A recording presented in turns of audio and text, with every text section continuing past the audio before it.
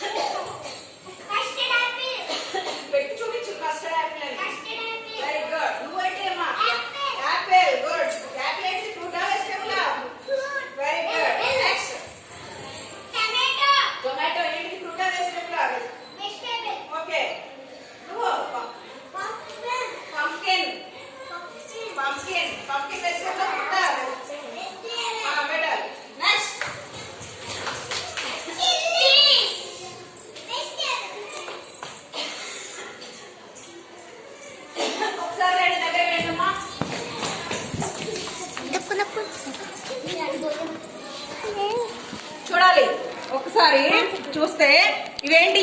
ఇవన్నీ ఫ్రూట్.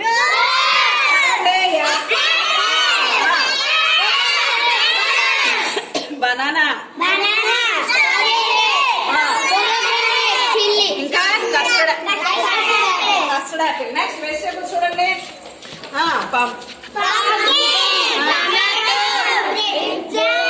ఇది బాటిల్,